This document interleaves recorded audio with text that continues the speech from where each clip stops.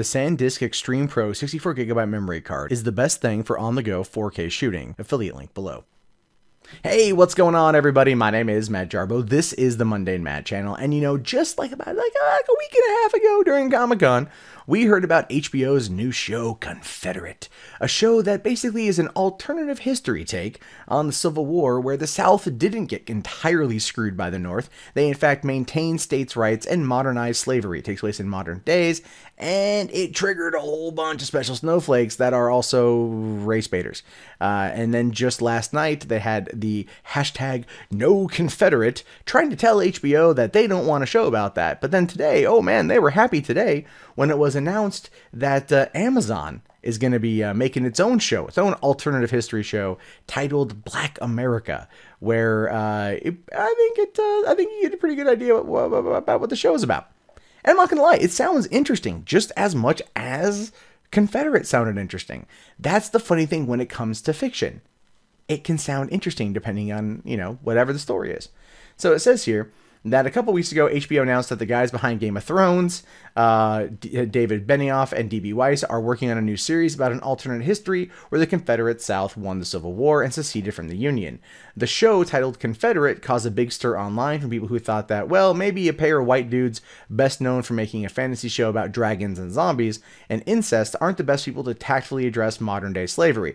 Yeah, but you see, this entire first little bit there completely overlooks the fact that, for one, Game of Thrones is not only I think the most watched show in the world, it's the most pirated show in the world.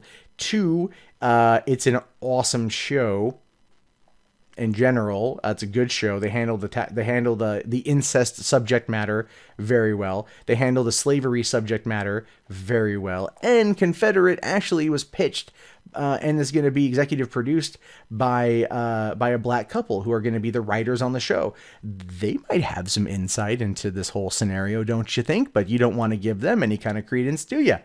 No, because that would destroy your fucking narrative, wouldn't it? My favorite part about this shit. It's like, white people talking about slavery? No! Wait, there's black people involved? Fuck. Nah, fuck them, the Uncle Toms. Like, that's basically what's going on here. That's basically what's going on here. But with this show is not Uncle Tom. In the wake of the controversy, Amazon took the opportunity to announce that it had also been working on a similar alternate history show over the past year, but with a few key differences. Oh no, they're definitely key differences. First, Amazon show called Black America will be the brainchild of Boondock genius Aaron McGruder and producer Will Packer, who did Straight Outta Compton and more recently Girls Trip. Also, instead of Confederate's faux history about a split United States where slavery still lives on, Black America is set in a world where freed African Americans were given a trio of southern states after the Civil War as reparations. Louisiana, Mississippi, and Alabama are fused to form a new nation called New Colonia, and the series tackles its tenuous relationship with the original US of A. And that, again, sounds interesting. Like, it sounds cool. It's like, oh, okay, that's an alternative take. That's not even an alternative take that one would ever really talk about. And it's being, you know, it's behind Aaron McGruder, who did the Boondocks, which is a very fantastic show about social commentary in the black community.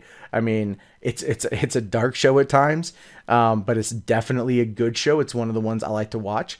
Will Packer did Straight Outta Compton, which was an excellently well-made biopic about NWA. I haven't seen Girls Trip yet, but again, I've heard nothing but good things about it. So the people behind this are good, just like the people behind Confederate are also good. So why can't we just let fiction exist where fiction exists and then just tell different tales, but probably all have the same ultimate goal? Well, because if you get outraged over something, you can then bitch about it on the internet and maybe make a little bit of fucking money. That applies to me as well. I'm not going to sit here and act like it doesn't, but it does, and that's part of the game. But at least I bitch about things from a logical, reasonable perspective. This is just dumb. But I would like to point out, though, with Aaron McGruder, not everything he's done is all rainbow, sunshine, and blowjobs. He was the person who wrote Red Tails from 2012, that George Lucas film about the Tuskegee Airmen. He wrote that pile of garbage. He was one of the screenwriters brought in to fix it. It tanked hard. The story was bad. And so he should feel bad as a result, which might be one of the reasons why he wants this to be good. Now, Packer went on to say, I felt this was the appropriate time to make sure that audiences in the creative community knew that there was a project that pre-existed and we are pretty far down the road with it. And that's fine. I mean, and I kind of thought that the timing was a little coincidental, you know? They were a little coincidental. Amazon probably wasn't ready to announce it just yet, but they figured they would strike while the iron is hot during the no Confederate controversy.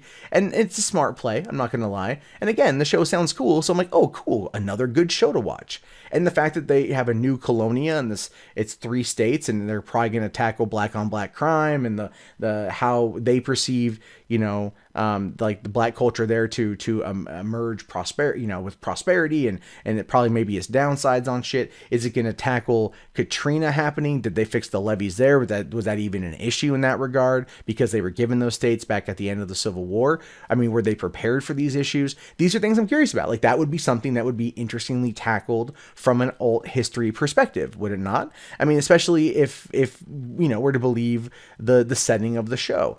So Black America was something that was personally intriguing for me as a Black American, Packer continued. You would be hard-pressed to find many Black Americans who have not thought about the concept of reparations. What would happen if reparations were actually given? As a content creator, the fact that that is something that has been discussed thoroughly throughout various demographics of people in this country, but yet there's never been explored to my knowledge in any real long-form content. I thought it was a tremendous opportunity to delve into the story and to do it right. And saying that they don't know when it's going to come out, but Packer made it clear in his Deadline interview that it's very, very active in development, which basically at this point tells me that it's going to probably just end up being, well, what's the word I want to use here? Active in development, probably scripts have been written, but nothing else has been done. They're still figuring the whole thing out. But again, it sounds like an interesting concept. And it's one that, oh, as a straight white male in America who is all down to see Confederate, right? I'm down to see this show too. I like alternate perspectives. I do feel that Aaron Magruder has a good sense on social commentary. I think he's got a good ability to write it. He's a good ability to present it. And I look forward to seeing what comes out of it.